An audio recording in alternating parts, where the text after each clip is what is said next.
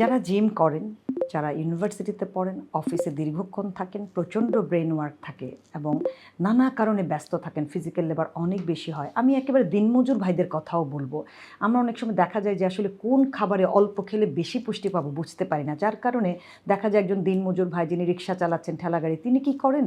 তিনি হলো যে রাস্তায় দাঁড়িয়ে হয়তো একটা বন রুটি খেয়ে নিচ্ছেন বা এক কাপ চা বিস্কিট খাচ্ছেন। তেমন কোনো পুষ্টি কিন্তু তিনি এই খাবার থেকে পাচ্ছেন না। অথচ অনেক কারণেই টাকা কিন্তু খরচ হয়। আমরা যদি একটু বুদ্ধি করে চলি তাহলে অল্প খরচে কিন্তু অনেক বেশি পুষ্টি পাওয়া যায়। আমি বাদাম, মিক্স সিডস এগুলোর কথাই কিন্তু বলছি। এগুলো কিন্তু আমাদের এখন দৈনন্দিন খাবারের তালিকায় রাখতে হবে।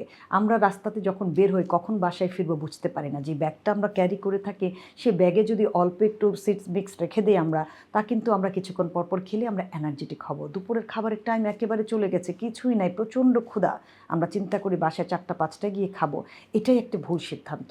তখন যদি আপনার কাছে একটু সিড মিক্স থাকে, আপনার কাছে যদি একটু নাটস থাকে, বাদাম থাকে, সেই থাই বাদামগুলো কিন্তু আপনাকে হেল্প করবে। তখনই কিন্তু ইনস্ট্যান্ট একটা এনার্জি দিবে, আপনার ক্ষুধা মন্দা তৈরি করবে। অর্থাৎ আপনার ক্ষুধার যে বিষয়টা ছিল, প্রচণ্ড ক্ষুধা লেগেছে, বাদাম খেয়ে দেখুন সাথে সাথে কিন্তু আপনার ক্ষুধাটা চলে যাবে। আপনি কিন্তু তখন অনেকক্ষণ কাজ করতে পারবেন।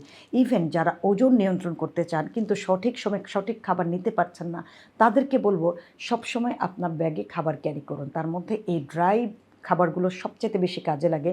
বিভিন্ন ধরনের সিডসে যেহেতু ম্যাগনেসিয়াম, জিঙ্ক, ক্যালসিয়াম, ওমেগা 3 এবং ভালো মানের প্রোটিন থাকে এবং ফ্যাট থাকে। তাহলে কেন আমরা এই সিড মিক্সগুলো খাবো না?